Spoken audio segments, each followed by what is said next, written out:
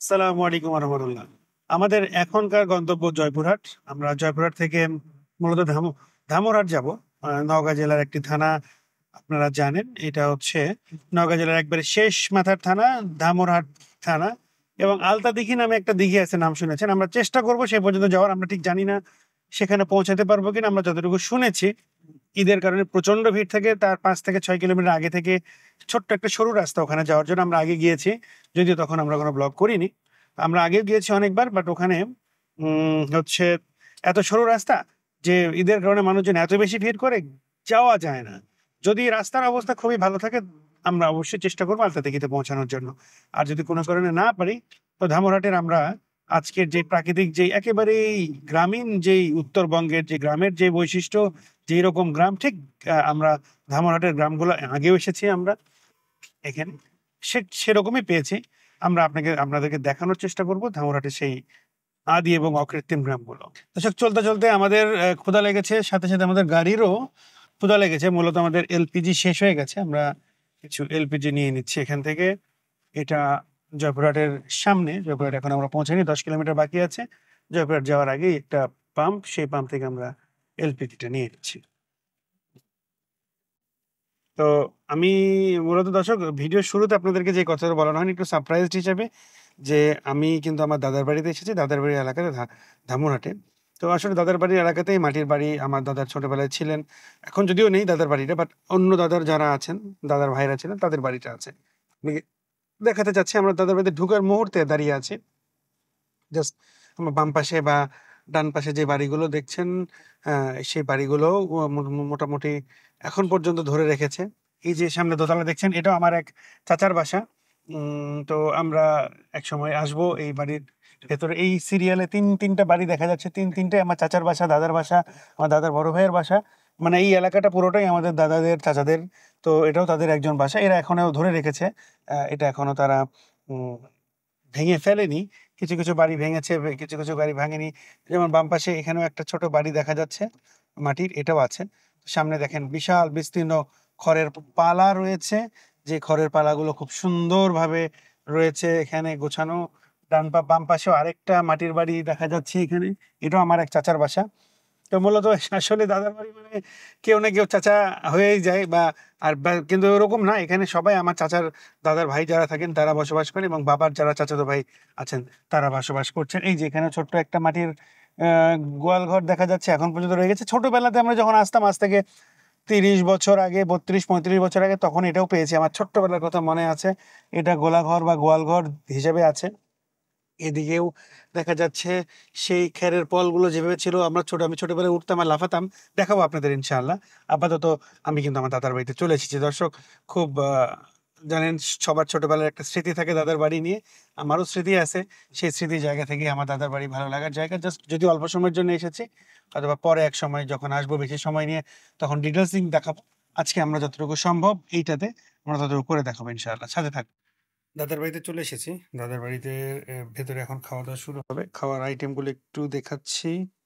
দেখাতে চাই কি, কি আইটেম আজকে খাচ্ছি আমরা। গরু, খাসি, আ এটা শোল মাছ, এটা সিম দিয়ে আলু দিয়ে রান্না করে, এটা আলু ভাজি, এখানে পটল ভাজি আছে, এখানে মাছ ফ্রাই, বেগুন ভাজি, এটাও একটা মাছের আলু দিয়ে তরকারি, সালাদ, ডিম। আমার পছন্দের যেটা আছে এখানে সেটা হচ্ছে এই যে পেঁয়াজ এবং লেবু আর কাঁচামরিচ। যদিও আমাদের মোজোটা মিসিং, জানি না মোজোটা আসতেছে কিনা। সম্ভবত আছে, চলে আসবে। এই হচ্ছে দাদার বাসায় আসার বেনিফিট বা চাচার বাসায় আসার বেনিফিট। এটা সাদা ভাত, প্রায় ৪ আর ৪ ৮ আর ২ ১০ ১১টা আইটেম মনে দেখছি এখানে। এগুলো দিয়ে খাবো ইনশাআল্লাহ এখন। তারপর আমরা বাহিরে যাব। বাহিরে গিয়ে আমরা একটু বাহিরের প্রকৃতিগুলো দেখবো ইনশাআল্লাহ।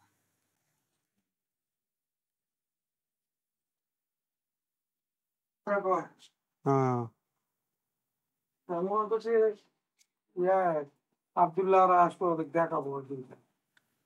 ছোট্ট বাচ্চা। ওইটারও কি বাচ্চা হবে?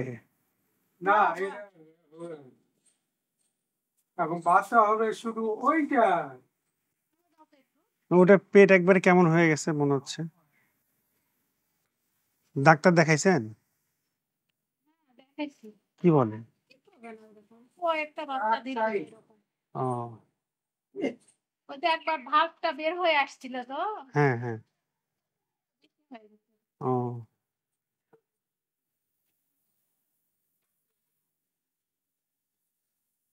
আচ্ছা। হুম, শক্তিশালী। হ্যাঁ, ওই পিচ্চিটা। ঠিক আছে, চলো আমরা বাইরে যাই। সো এইমাত্র চাচা বাসা থেকে বেরোলাম খেয়ে দিয়ে। এখন আমরা ভেতরে গরু দেখে আসছি। এখানেও কিছু গরু দেখা যাচ্ছে। যদি ভেতরেগুলো একেবারে দেশি গরু ছিল, এখানেরটা এটা ঠিক দেশি গরু কিনা আমার জানা নেই। এই আর হচ্ছে এই হচ্ছে খ্যারের পালা। এই পালাগুলো আমরা দেখছি, ছোটবেলায় দেখতাম, এখানে উঠতাম, উঠে অনেক খেলাধুলা করতাম, অনেকভাবে লাফালাফি করতাম। এটা সেই জায়গা ছোটবেলায়। আর মূলত এইখানে সামনে সামনে যেটা দেখা যাচ্ছে এইটা, এই পিচিংটা মূলত এটা আমার দাদার পুরাতন বাড়ি। তো মাটির বাড়ি ছিল একসময়, কিছুদিন আগেও ছিল। পরে দাদা ইন্তেকালের পরে চাচারা কিছু ভাগ বাটোয়ারা করেছেন, করে ওনারা কিছু প্রাচীর তুলেছেন। কিন্তু একটা জিনিস এখনো রয়ে গেছে, পুরাতন বাড়ির গেটটা, সেই পুরাতন গেটটা এখনো রয়ে গেছে। এটা খেয়াল করেছি আমি অনেকদিন পরে এসে। ভেতরে আমরা একটু যাই, দেখি তো কিছু আছে কিনা। পুরাতন যে গেটটা ছিল সেটা এখন ভাঙা যদিও দেখা যাচ্ছে। তো এইটাই হচ্ছে সেই আদি এবং আসল পুরাতন একটা গেট, যে গেটটা ছিল পরবর্তীতে যেটাকে ভেঙে ফেলা হয়েছে। এই গেট দিয়ে আমরা ঢুকতাম, যদিও তখন এই গেটটা ওই দিকে ছিল, উত্তর দিকে। তো পরবর্তীতে চাচারা এটা করেছেন। এই যে খেরের পালা, যেগুলো ছোটবেলায় আমরা এগুলো নিয়ে অনেক খেলছি। এই যে খেরের পালা এখানে একটা আছে, যেখানে আমরা উঠছিলাম, উঠে লাফালাফি করতাম। বাম পাশে দেখা যাচ্ছে এটাই আমার দাদির বাড়ি। কিন্তু মাটির বাড়ি ছিল, এখন আর মাটির বাড়ি নেই, চাচারা চেঞ্জ করে ফেলেছেন। আর সামনে ৩টা খেরের পালা দেখতে পাচ্ছি, এগুলো আমাদের দাদাদেরই। এখানে যে বাড়িঘরগুলো আছে সেগুলো আমাদের দাদাদের। ছোট ছোট সুন্দর দুটো বাছুর এখানে বসে আছে, হ্যাঁ, খের খাচ্ছে। খুব সুন্দর, খুব খুব সুন্দর, খুবই সুন্দর, দেখতেও সুন্দর। আর এই যে এই খেরের পালা এখানে, এইগুলো আমি সেই আমার আজ থেকে ৩০ বছর আগে থেকে এখানেই দেখতেছি, এখানেই হয় পালাগুলো। এবং ওই সময় এই পালাগুলো আমি উঠতাম, উঠে উঠে লাফালাফি করতাম, মনে আছে আমার। আর এখানে একটা পুকুর ছিল মূলত। এই পুকুরটা আসলে এখন দেখছি শুকিয়ে গেছে। তো এই পুকুরে সবসময় মাছ থাকতো, পানি থাকতো, কিন্তু কালের আবর্তনে পুকুরটা শুকিয়ে একেবারে কাঠ হয়ে গেছে। এই পুকুরেও নেমেছি। আমার দাদার মহিষ ছিল, এখানে মহিষগুলো থাকতো, মহিষ চড়াতো। সেই মহিষের পিঠে চড়তাম, সেই মহিষগুলোকে এখানে গোসল করানো হতো। ওইটাতেও ছিল, ওখানেও গোসল করানো হতো। কিন্তু দুর্ভাগ্য যে পানিগুলো শুকিয়ে গেছে। এখন জানি না তারা তাদের মহিষ বা গরুগুলোকে কোথায় গোসল করায়। এই সেই খেরের পল, যেটা আমি ছোটবেলায় এটাতেই উঠতাম। মানে এখানে এই জায়গাটা এমন একটা ৩টা প্লেস, এখানে সবসময় খেরের পালাগুলোই হয় বা হতো। তো উঠতাম, লাফালাফি করতাম, সেই জায়গা। আর যাওয়ার সময় আপনাদেরকে একবার দেখিয়েছিলাম মাটির ঘর। এই মাটির বাড়িটা এখানেও আছে, আম গাছগুলো এখনো আছে। আজ থেকে যদি আমি প্রায় ৩০-৩২ বছর আগের কথাও মনে করি, ৩৫ বছর আগে প্রায়, তখনও এরকমই ছিল। এই আম গাছগুলো এখনো আছে। এই সেই মাটির ঘর, যেই মাটির ঘরটা এখানে থাকতো এক সময় কেউ, আমিও দেখেছি, কেউ ওনাকে মনে করতে পারছি না। বাট এখন এটা মোটামুটি গোয়াল ঘরের মতো হয়ে গেছে। এখানে গরু বেঁধে রাখছে বা গরু বেঁধে রাখা হয়েছে। সেই আমলের দরজা যদি এখানে একটু দেখাই, এই যে সেই জানালা, সেই আমলের মাটির ঘরের জানালা এখানে। আর এটা দরজা, এইটা দরজা, মাটির সেই ঘরের দরজাগুলো, এটাও জানালা। আর এখানে গরু বেঁধে রাখা আছে। এই উপরে ডিজাইন নকশা, এটা পুরাতন।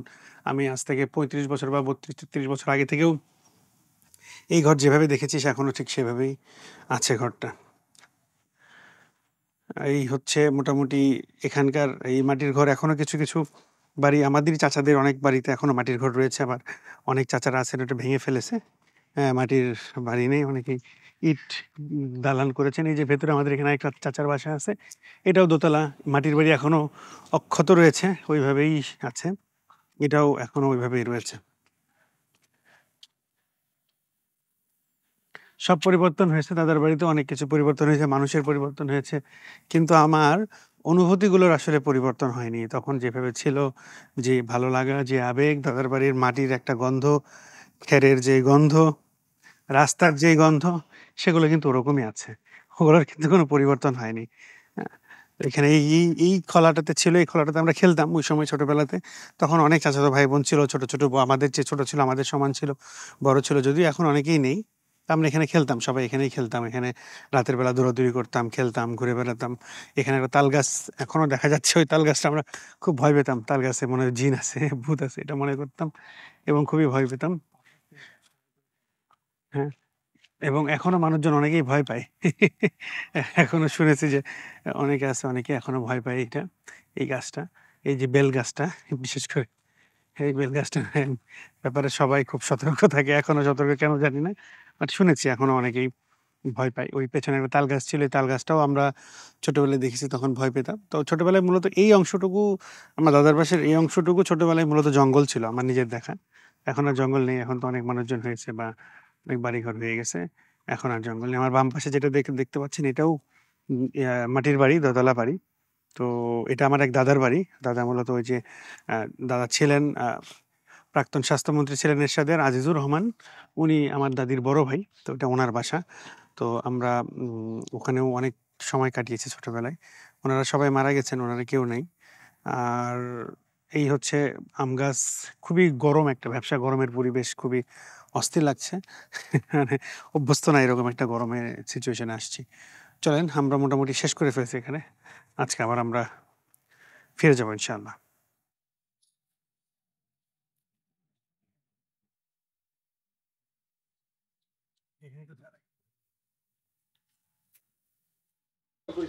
না, কথা নাই।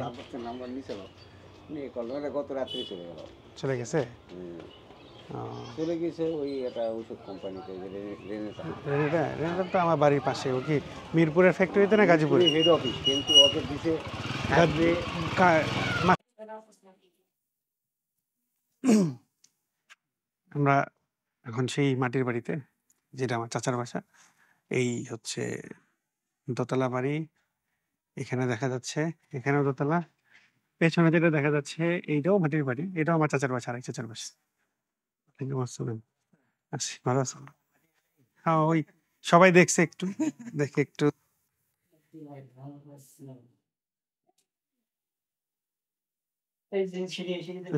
ভাই দেখাবে, দেখায় তো ওইটা ভিডিও করবো তাহলে।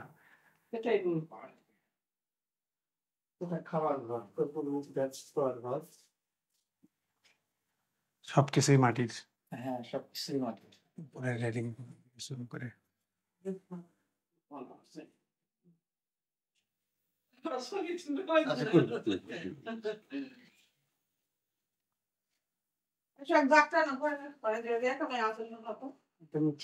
এই যেটা একটা বেডরুম।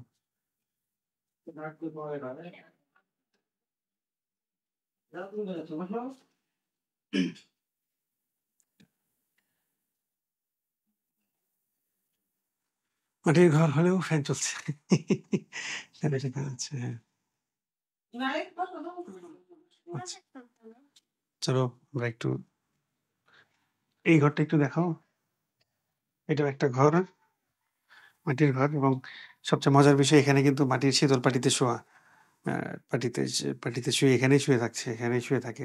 একবারে পুরোনো দিনের, এত সলিড মনে হচ্ছে ইট। খুবই সলিড, খুবই সলিড। জানালা মাটির, মনে হচ্ছে খুবই সলিড, একবারে সিমেন্ট দিয়ে শক্ত করে। আর এগুলো হচ্ছে কাঠ, যেগুলো পাটাতনের মতো দেওয়া আছে। আমি একটু উপরে যাই, দোতলায়। এই যে সিঁড়ি, সিঁড়িতে আমরা দোতলায় যাচ্ছি। এই জায়গাটা একটু নিচু, মাথা নিচু করে আসতে হয় দোতলা যেহেতু। এই যে আমরা দোতলায় চলে আসলাম। অন্ধকার, অন্ধকার দেখা যাচ্ছে। ওকে, একবারে মাথা নিচু করে আসতে হলো। এটা দোতলা। দোতলাতে নিচের তলা সেম সেম প্যাটার্নে কিছুটা। আমাদের হয়েছে এগুলো হয়েছে আর কি। সব বাড়ির সিঁড়ি এরকম হয় না, আরো ভালো হয়। ও, করার সময় সিস্টেমে ভুল হয়েছে। ওই যে দোতলা থেকে নিচে দেখা যাচ্ছে। জি। এখানে একটু এটা কর। আসেন, আসেন, সমস্যা নেই।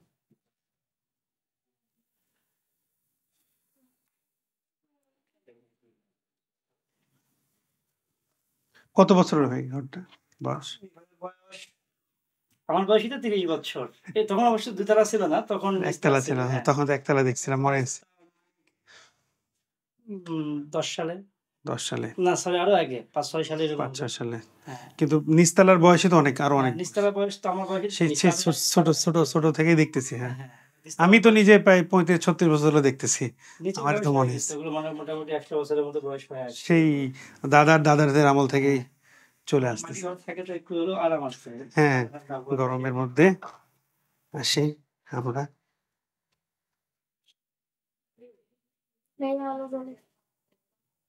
চলো আমরা চলে যাই নিচে। হ্যাঁ, এই সিঁড়িটা একটু নিচু করে নামতে হয়। সিঁড়িটা একটু, হ্যাঁ, এই জন্যই সমস্যা আর কি। বানানোর সময় না। আচ্ছা, ওকে, গেলাম। হ্যাঁ, ground up হচ্ছে। হ্যাঁ, ওগুলো বাকি কিছু পাওয়া যায়, যেমন বাড়িতে প্লাস্টার করা শুরু আর কি।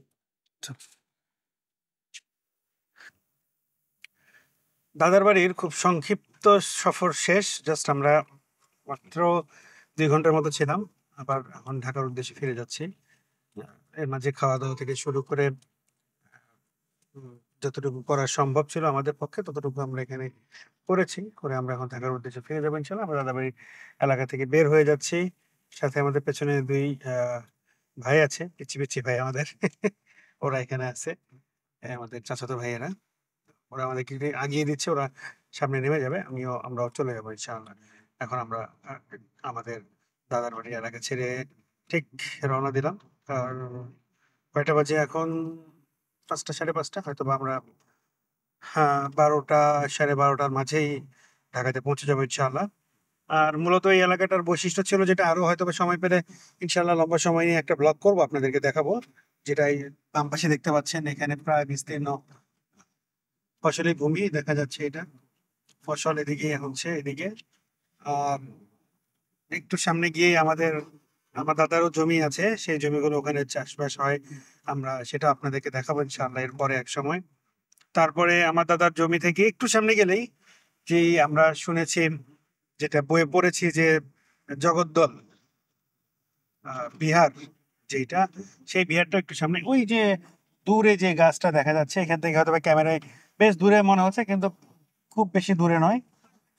ওই যে একটা মাঝখানে ঘরের মতো দেখা যাচ্ছে, পানির ঘর, ঠিক ওইখানেই হচ্ছে আমাদের দাদার জমি আছে। আমরা যেখানে চাষ করছি বা চাষ করি আমাদের বাড়ি থেকে। আর এখানে মূলত এখন আমাদের গন্তব্য ঢাকা। আমরা ইনশাল্লাহ ঢাকা চলে যাব। আর পরবর্তীতে আসবো আরো লম্বা সময় নিয়ে, তখন আপনাদেরকে, যে এখানে আলতা দেখে আছে ইন্ডিয়ান বর্ডারের সাথে, আমার দাদার বাড়ি থেকে মাত্র 8 কিলোমিটার 7 কিলোমিটার দূরে অবস্থিত। সাথে আরো যে বিষয়গুলো আছে, জগদ্দল বিহার বা পাহাড়পুর, সবগুলো ইনশাল্লাহ আপনাদেরকে একে একে দেখাবো। আমরা এক সময় আসবো, সময় নিয়ে আসবো। তো আজকের মতো ইনশাল্লাহ আপনাদের কাছ থেকে বিদায় নিচ্ছি। যাপিত জীবনের পক্ষ থেকে ঈদ মোবারক। আবার সবাইকে ঈদ মোবারক। আমরা জাস্ট ঈদের পরেই চলে এসেছি এখানে। তো যাপিত জীবনের পক্ষ থেকে আপনাদেরকে ঈদ মোবারক, ঈদের শুভেচ্ছা জানাচ্ছি। আপনারা ভালো থাকবেন, দোয়া করবেন সবার জন্য, আমাদের জন্য দোয়া করবেন, এবং আপনাদের ঈদ শুভ হোক। আসসালামু আলাইকুম ওয়া রাহমাতুল্লাহ।